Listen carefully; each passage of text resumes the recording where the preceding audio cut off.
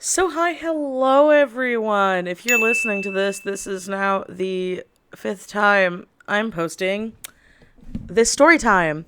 And the reason for that, I don't know. Well, I do know. Originally, Wednesday ended up being very hectic for me, and I realized, oh, I don't have enough time to get a video up in time, so I'm just gonna have to go on Thursday. So I, did the audio, got all the editing done, did all my normal kit and caboodle, uploaded it, everything seemed fine. And then I had one of my very late, I'm waking up early because I have insomnia nights. And I went to just check because it was supposed to go, live on Thursday. And I suddenly got dinged like 5 hours before the video was supposed to go live. And I was like, well, that's great. Now, for you guys who don't know, I'm going to have, like, in the iCard, a Simply Dennis video explaining the yellow dollar sign.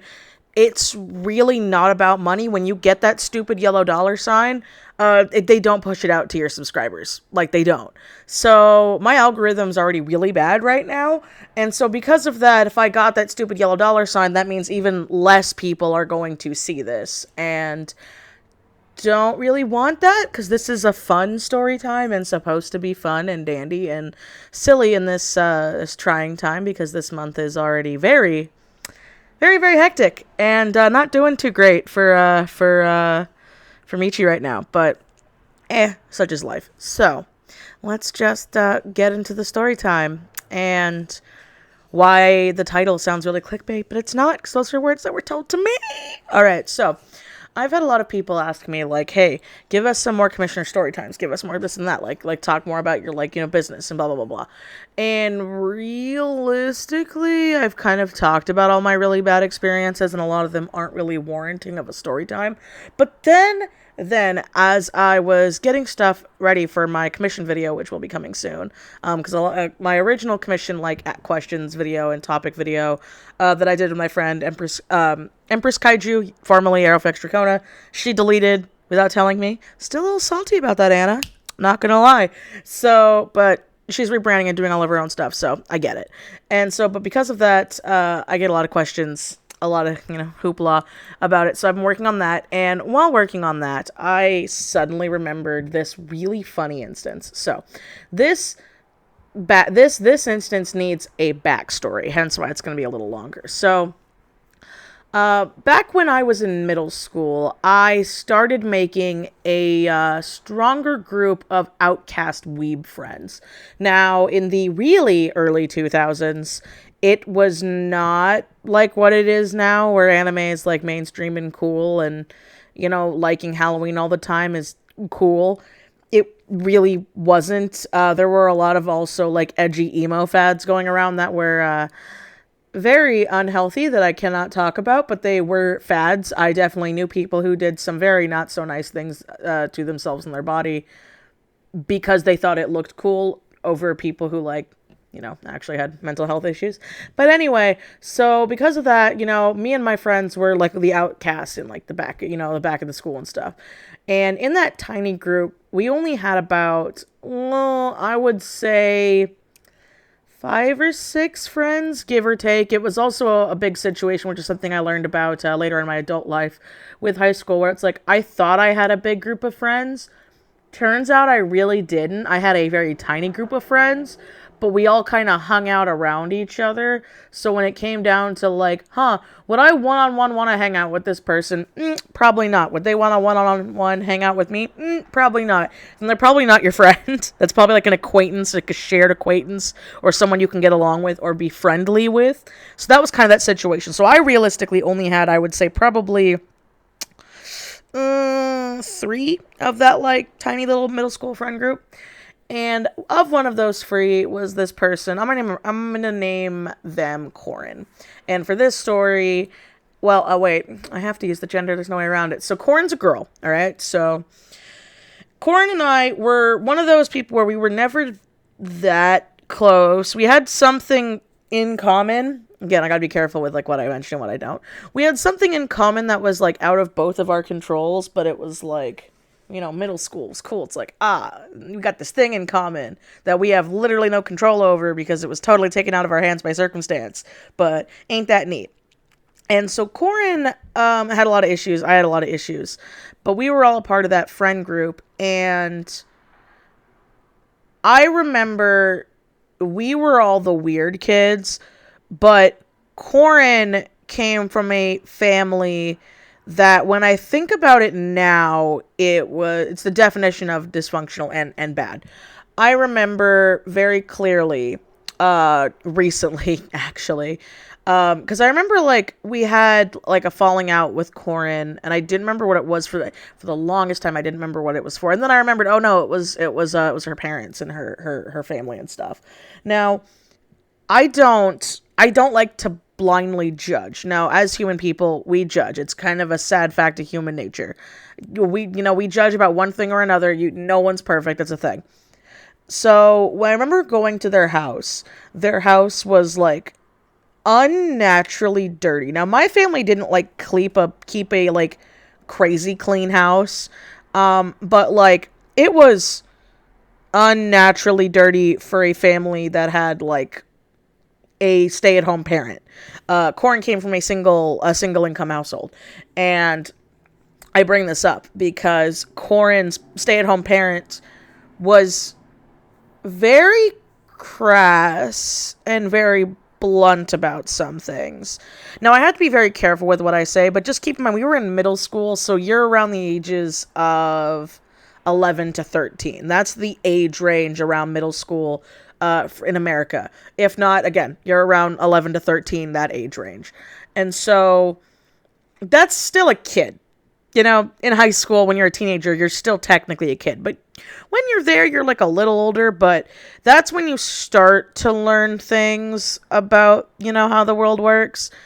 And I remember Corin's parent talking about some very graphic sexual stuff and like making like really graphic sexual jokes about themselves in front of all of us, and it made like all of us uncomfortable, but it made Corin laugh because that's what Corin was used to. And it was one of those things where I remember it made us all really uncomfortable, and we had some instances where a lot of us felt uncomfortable around a lot of Corin's family that was living there, and we just didn't want to go back to Corin's house. And again, it was one of those things where we felt bad because we did like Corin, but it started becoming a like point of contention between our little like tiny friend group, to where, especially again, we were middle schoolers. We weren't very, honest and blunt with our opinions. And I remember telling my mom about an incident that happened. And my mom is a very understanding woman. And my mom flat out said, "You're never going to that house again." I know it's bad that I have to be vague, but I have to be vague or else this video won't go up because I went into detail, and that should just kind of leave it as it was. But let's just say, now, there's a difference, all right? This is very important, which does go into the story time. I swear, it's some backstory that leads up to the events. There's a big difference from like watching like Family Guy and like Futurama and Simpsons and stuff like that, and like where it's like slight raunchy TV humor. I know a lot of people must be like, ugh. Well, look at the internet now. It's like, yeah, it's also something that I'm very concerned about when I eventually have crotch goblins is, having a young kid that's going to grow up in the internet and the world and stuff that's out there. That is a concern I genuinely have, but I don't have crotch goblins yet. So it's a fear I have, but I don't have to worry about until the day comes. So there's a big difference between like, middle school, older kid, younger teenager, like edgy humor. And like, again, I liked horror movies and I like things like that. So like I've already seen a lot, but it's really different and really jarring when you're hearing about very graphic adult situations from your friends' parents, bluntly talking to 11 to 13-year-olds as if they're adults when we're not. That being said, don't kid glove them, don't hide them from the universe, but you shouldn't just talk about very graphic things and then wonder why you get phone calls, because that was the thing that happened. Was a couple of my friends' parents were not as passive as my mom was, and they called Corin's parents, and Corin came to school really upset because apparently Corin's parents, was really mad that they're like, well, I'm allowed to talk however I want in my own house. Then they don't have to come here. Oh, they were blah, blah, blah, blah. And it was this whole mess, and it became a huge point of contention between the friend group. And then we ended up actually, ironically enough, going different high schools, and that was like a blessing in disguise. It was one of those weird things, but sadly I ended up losing like all of my middle school friends except for two, one of which became my ex-boyfriend, and the other which became a best man bridesmaid at my wedding. Try to guess who was who. So anyway, once I was in high school, Corin actually, by some weird act of fate, ended up thrusting back into my life, again, with circumstances that weren't in our control. And Corin was very different from how I was from middle school. Corin started hanging out with the drug kids, with the tattoo kids, with the I don't care about high school kids. Now keep in mind, I do recreational legal activities in my state that is legal. I am also a 27-year-old adult. I was not, 15, 16, and 17. I have tattoos that I got when I was older. I didn't get them behind my parents' back with a kit they bought on Amazon. And that is something I will judge about, because tattoos are open wounds. They can get very easily infected. And there's a reason why it's illegal for, teenagers to be doing it in their parents' houses. Also, I don't really support parents who just are okay with their kids dropping out of school that's not getting their GED, literally just like dropping out of the education system altogether, because what's the point? You can live off of welfare. That is definitely the family that Corin came from. Now, welfare is a very important thing. I got to be very, blunt about this, because people get edgy. I have nothing wrong with welfare for people who actually need it. There are people who genuinely need it out there, but when there are people who are, in Corin's family's case, lazy, and they blatantly admitted that they wanted to cheat the system because, well, if I don't have to work, why would I? To all the other, working class people and the poor people that can't work or can't do stuff and have to live on disability. Yeah, no, it's not about them. Just let's cheat the system. So we ended up kind of being forced to hang out in certain situations, and it was very uncomfortable how drastically different we had become. Because again, in high school, I had a boyfriend, I had my friend group, we were still giant weebs, but I ended up messing up my freshman year, and I was trying my darndest to graduate because I wanted to walk with my school, and it was one of those things that I learned while Corin and Corin's friends and Corin's family were all right doing a lot of illegal stuff, and the cops were called on them a lot by their friends' parents for a lot of bad things that were happening. Because Corin would do illegal tattoos in her, basement where, kids wouldn't tell their parents. And then a parent one day, my dad said it. My dad was so smart. My dad's like, they are going to get arrested because you can't just do that. Some kid's going to go home with a tattoo that was done by a 16-year-old in their basement with a gun they probably got on Amazon or other kid. I don't remember if Amazon was big back in the, 2008, 2009 era. Someone please fact check me. If not, bought on eBay. But anyway, but online somehow, because you can't legally get it if you're not an adult and you're not, trained and everything. But it ended up becoming this whole ordeal, right? But Corin was also an artist, and I was also an artist, and this is where we're getting into it. I know it's crazy. I have 13 minutes talking right now, and I haven't gotten to the meat of it, but this is a big culmination. Like I said, it's all gonna add up at the end. So there was actually a very big altercation one time where the cops got involved, and Corin actually went to jail. Not for long, but for a little bit. And the parents were surprised that Corin's friends were rats and that they would, rat out Corin. And it's how dare they hurt Corin's business before it was even off the ground and everything. And, it's not like it's important to go to school and it's important to, whatever. They were not good people. They just weren't. And the problem is they weren't bitter people. They were completely happy and content living this lifestyle.